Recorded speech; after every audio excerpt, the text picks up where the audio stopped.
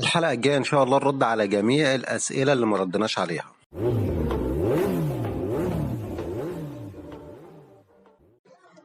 لازم كل حاجة في الضفيرة تتحط في مكانها. لازم الكرسي تحت الضفيرة، تحت الكرسي تكون مسطحة تماما، ينفع انت تقعد عليه. ما ينفعش يكون في اي فيوز في اي حاجة موجودة تحت الضفيرة تحت الكرسي، لان ممكن تتكسر. لازم كل حاجة تتحط في مكانها، وتكون حاططها في مكان بحيث انها ما تتشالش خالص، وتمسكها بالقفايز وتمسك كل حاجة بالقفايز مكانها.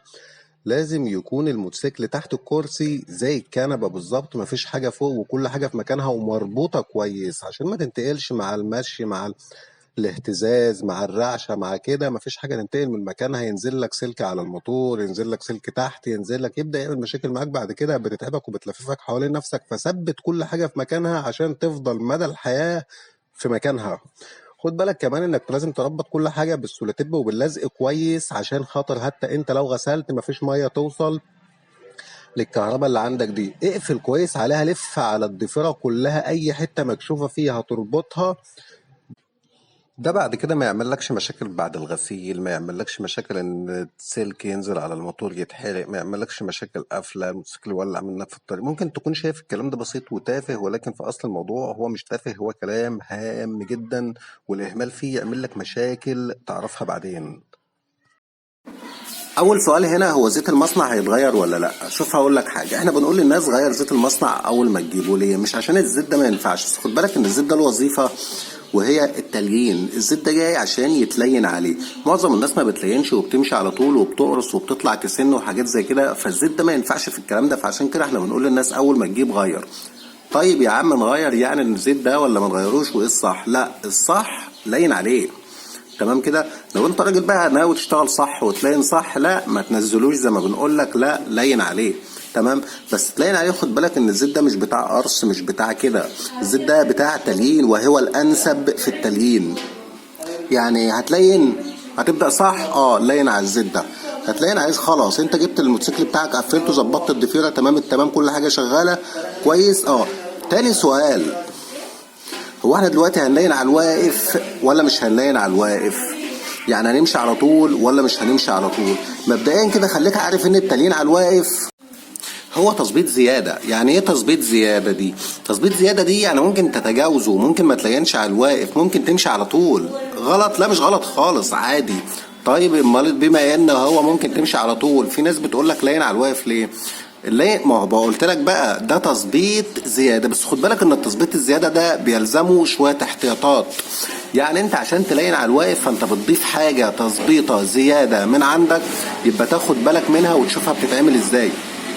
في ناس بتقول لك لين ساعه وبعد دور ساعه وبطل ساعتين، ده طبعا كلام غلط خالص. وفي الحاله دي اقول لك ما تلينش على الواقف اصلا، لان اللي انت بتعمله على الواقف ده هيخرب لك الدنيا. في ناس بتقول لك طب نص ساعه وساعه، برضو ده كلام غلط. وبقول لك برضو ما تعملش كده، يستحسن تمشي على طول. فانت النهارده لو هتضيف حته تظبيط زياده من عندك، يبقى تاخد بالك من الاحتياطات. الموتوسيكل هو واقف، وخصوصا في الصيف بيسخن بسرعه، بيسخن بسرعه. يعني لازم تبقى عينك عليه وتكون قاعد قصاده. طيب نلاقي في الغالب الدواره هو واقف ما بتعديش الربع ساعه، ما بتعديش ال10 دقايق، واحيانا ال5 دقايق. انت بتلاقي الموتوسيكل سخن بشكل ملحوظ. طالما سخن بشكل ملحوظ يبقى انت مش هينفع بقى ساعه والكلام ده، والله العظيم هتخرب الدنيا. فاذا كنت عندك استعداد تطبق التليين وهو واقف مظبوط، نفذه، وهو تظبيط زياده ومفيد مش ضار. ولكن لو عندك اي ديفو في التليين واقف، لا ما تلينش واقف، ومش هيحصل اي مشكله، وممكن اصلا تتجاوز التليين الواقف. ده بالنسبه لسؤال التليين واقف ومش. لا، التليين واقف ينفع، بس ينفع ازاي؟ خد بالك ان احكام التليين الواقف يعني قاسيه شويه، تاخد بالك منها. ماشي يا عم، عايز نلين على الواقف. كمان خد بالك انا لاحظت حاجه في الفتره الاخيره اللي هي من بعد 2019، ان التليين على الواقف ما عادش مفيد زي الاول. خد بالك، يعني لاحظت الحكايه دي ليه؟ من الملاحظ ان المواتير اللي هي كانت 2019 واللي هي 2018، المواتير دي كانت الشميز كان محكوم شويه والبستم كان محكوم شويه، وكان الموتور بيسخن اسرع شويه ومحتاج تلين فوق شويه يعني على الواقف. يعني انا لاحظت في 2020 و2021 ان المواتير، ان المكبس واخد راحته شويه. يعني ممكن يكونوا هم حصل مثلا شكوى ان المواتير بتسخن يا جماعه، فحاولوا بتسخن الجديده، فحاولوا تشوفوا حل في الموضوع ده. فممكن يكونوا ادوا المكبس براح شويه، وطالما المكبس هنا خد براح شويه اصبح التليين على الواقف اقل فايده.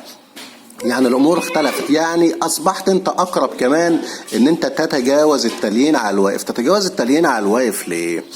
زي ما قلت لك المكبس كان الاول داخل نازل طالع نازل بالعافيه، فمحتاج تلاقينه شويه واقف. دلوقتي من الملاحظ في مواتير 2020 و2021 ان الخلوص في المكبس اوسع شويه، ولذلك هتلاحظ برضو انه خد بالك في بدايه التشغيل المواتير ما بقتش بتسخن بسرعه شويه، وده معناه على طول انك تقدر بسهوله او مفيش اي داعي للتليين على الواقف. طب برضو يا سيدي احنا عايزين نعرفه بيتلين على الواقف ازاي. حاضر يا سيدي، ادي الموتور لاول مره يشتغل معانا ويلا نشوف. خلاص انت حطيت البنزين بتاعك، زيتك زي ما هو زيت المصنع اللي هتلين عليه وهتبدا عليه صح.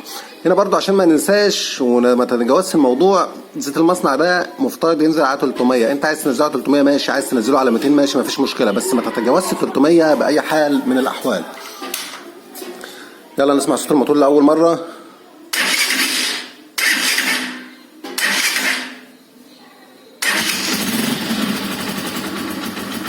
اول تدويره للموتور ما شاء الله، الله اكبر صوت الموتور بسم الله ما شاء الله. خلاص انت دورت كده الموتور اهوت، عايز تلاقي بتتابع دلوقتي، بتتابع القصه ماشيه ازاي والدنيا ماشيه ازاي.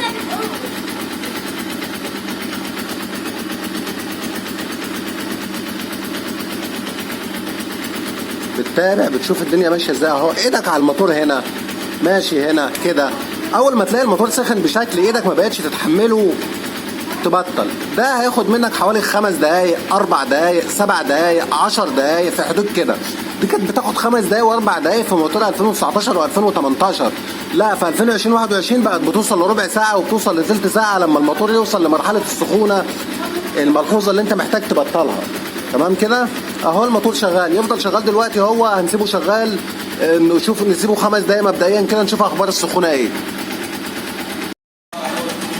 تمام كده الموتور اشتغل دلوقتي معانا بالظبط حوالي 7 دقايق 7 بالظبط.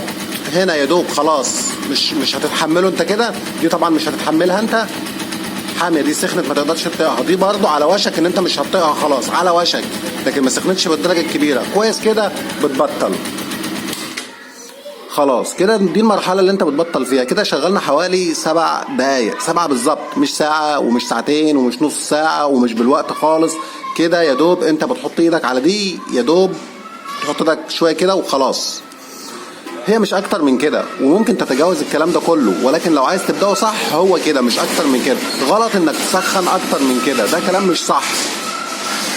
خلاص كده هتسيبها ازاي بقى؟ هتسيبها قد ايه؟ تسيبها لما تبرد خالص بقى، كأن انت كنت راكنها حوالي ساعة ساعتين. لما انت تلاقي الموتور برد خالص تحط ايدك هنا، تحط ايدك على الشكمان نفسه، تحط اي حاجة ما فيش منها سخونية خالص، تبدأ تدور تاني. تكرر الموضوع ده مرة 2 3 4 5 وعسل كده. تمام كده، ده التليين على الواقف. بعد كده بتبدا تمشي على طول. تبدا تمشي ازاي بقى؟ اولا مفيش كباري تطلعها، ثانيا مفيش قرص. الار بي ام مفيش قرص، يعني ايه؟ مش ان انت دنك ماشي بالراحه خالص، لا، غذي بنزين كويس وامشي بالموتوسيكل كويس. المقصود بمفيش قرص اللي هو القرص اللي هو الشديد الممنوع، اللي هو جايب اخر بكره البنزين، ولكن لازم اللي يبقى الموتور ماشي مستقر. ممنوع تهدي سرعتك قوي لدرجه ان يبدا الموتور يكركر ينتش، ساعات يحصل يبطل. لا، تمشي المشي العادي، ار بي ام على 4 ار بي ام على 5 زي كده. سرعتك ما تتعداش 50 60 كيلو في حدود كده على الخامس، وتحاول تلين الغيارات كلها. يعني ما تدنكش ماشي على الخامس واديك بتلين جاي من سفر وماشي على الخامس نص ساعه وماشي هادي، لا مفيش كده. لا، تفضل ماشي برضو في المشي اللي هو اولاني تاني تالت رابع خامس، قبلك مطب بتهدى تبدا اولاني تاني تالت كده عشان تلين الغيارات كلها. مش هتلين غيار الخامس واحد وتسيب التانيين لسه جداد، هتلين كله مع بعضه. ممنوع تحمل حد وراك. التليين ده شويه لمده 1000 كيلو 1000. طب في واحد بيقول مثلا 1500، مفيش مشكله خالص، ما هي العمليه فيها قطر التليين ما بيضرش اصلا، ولكن الثابت 1000 كيلو. وطبعا في ال 500 كيلو الاولانيين دول برضو اهم. ال 500 التانيين الدنيا بتفتح معاك شويه، يعني ممكن تقرص زي السنه زياده شويه.